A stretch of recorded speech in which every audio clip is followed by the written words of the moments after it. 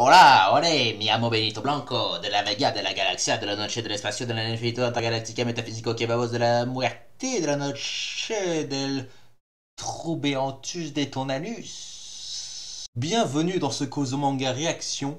Petite mise au point, ayant eu un avertissement YouTube sur ma dernière réaction live de Walking Dead, vous n'aurez pas de visuel de Walking Dead, mais vous aurez une mini compilation de mes réactions les plus visuelles. S'il n'y en a pas, il n'y en aura pas.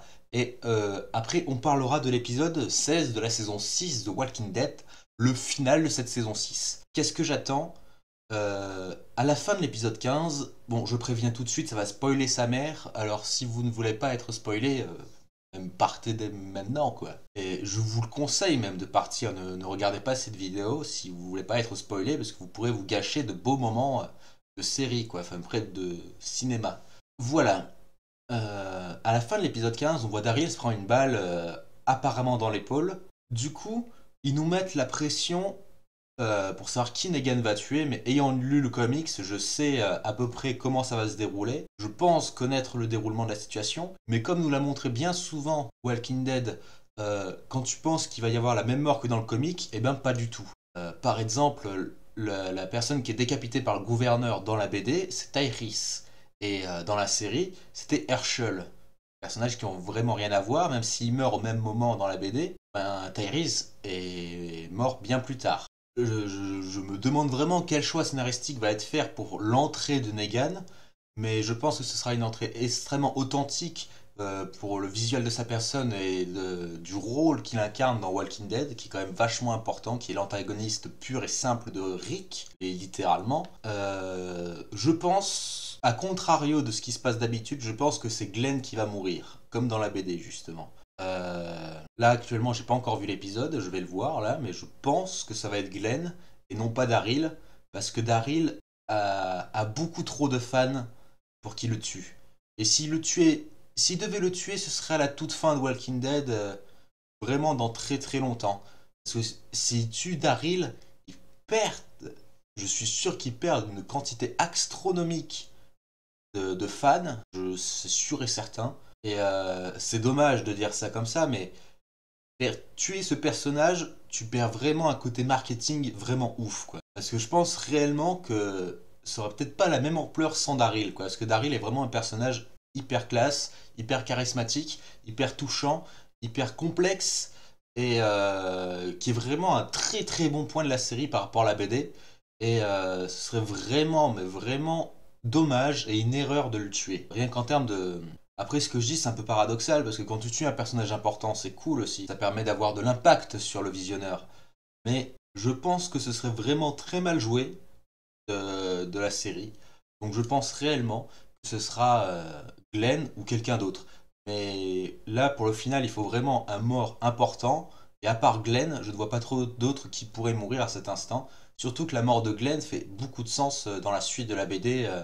Du coup, je pense qu'ils feront la même chose pour la série. Du coup, je m'en vais regarder l'épisode. C'est vrai qu'il y a Morgan aussi, je n'ai pas pensé à celui-là. Alors, je m'en suis qu'à 8 minutes, enfin 7 minutes 24 du dernier épisode, et je trouve vraiment euh, que l'introduction de Negan est très bonne, et aussi comment les personnages accordent leur confiance à Rick. Ça montre qu'il devient un chef aguerri de Alexandria, mais aussi que ça va être très fort dans la manière où je pense que ça va être détruit par la suite.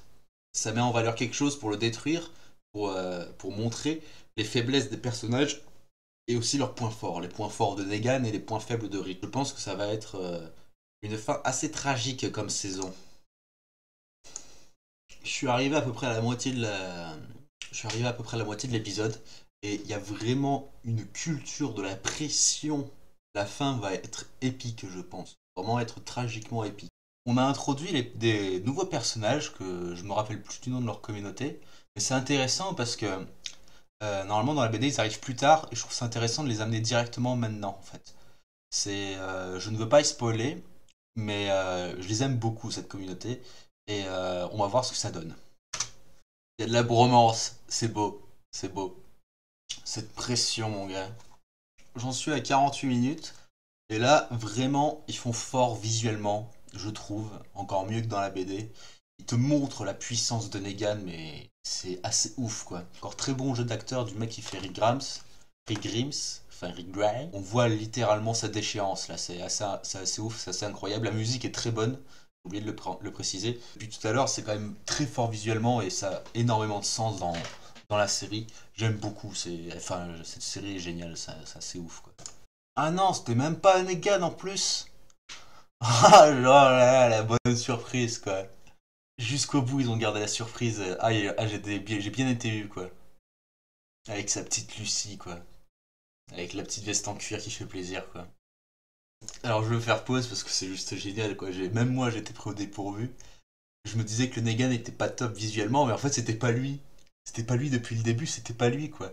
Normalement, dans la BD, Negan n'a qu'un seul sous-lieutenant, on va dire, enfin, lieutenant, quoi. C'est Dwight.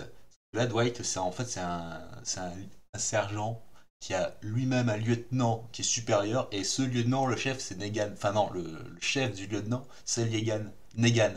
Et c'est assez ouf parce que jusqu'au bout, je croyais que c'était lui, quoi. Et pas du tout, quoi. C'est génial. T'as un Negan à téléphone. Negan a un lieutenant et en plus Dwight. Et c'est ça que je trouve génial, en fait. C'est assez ouf. Vraiment, ce final est assez excellent pour le moment. Là, on arrive dans les dernières 10 minutes. Ça va être assez ouf, la tension qu'il va y avoir.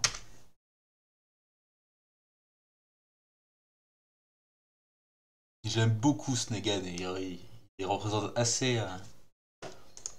En fait, c'est un peu déstabilisant de voir le Negan en vrai, en live action, parce que dans une BD, tu lis à ton rythme en fait. Du coup, tu te fais ta propre interprétation des personnages et de leur voix, tout ça. Tandis que là, comme c'est entre guillemets imposé, c'est vraiment un Negan qui pose l'ambiance, qui pose la pression, qui montre que c'est lui qui a les couilles sur la table. Et, euh, et c'est vraiment, vraiment bien foutu, quoi. Non, non, non. J'ai peur. Me dis pas que c'est la fin. Me dis pas que c'est la fin.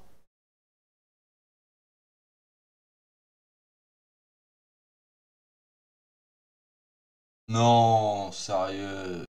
Ah, c'est un peu salaud une fin comme ça quand même.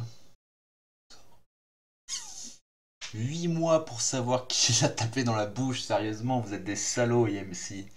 Vous êtes des salauds. Ah, je m'attendais pas à une fin comme ça. La scène est très forte, mais te faire monter en pression pour à la fin te dire va te faire enculer, tu vas attendre 8 mois pour attendre la suite et savoir qui a pris trop cher dans le faciès, c'est un petit peu salaud, je l'avoue quand même. Là c'est un peu sale. Je pense pas que j'aurais tourné la scène comme ça pour qu'elle soit aussi efficace. Même si c'est très fort, c'est un cliffhanger d'enculé que comme je les aime pas trop effectivement. Bon, parlons peu, parlons bien. Qu'ai-je pensé de cette chose et qu'est-ce qu'il y en a à retenir? Ce final est un très bon final. Vraiment, je tiens à le dire, c'est un très bon final sur plein de points différents. Ce final résume bien l'esprit de Walking Dead, c'est-à-dire, même dans le plus crade des mondes qu'est le monde de Walking Dead, tu peux avoir de l'espoir. De cet espoir, il faut le cultiver pour pouvoir avancer et pouvoir monter des communautés qui s'entraident et qui avancent pour survivre tout simplement.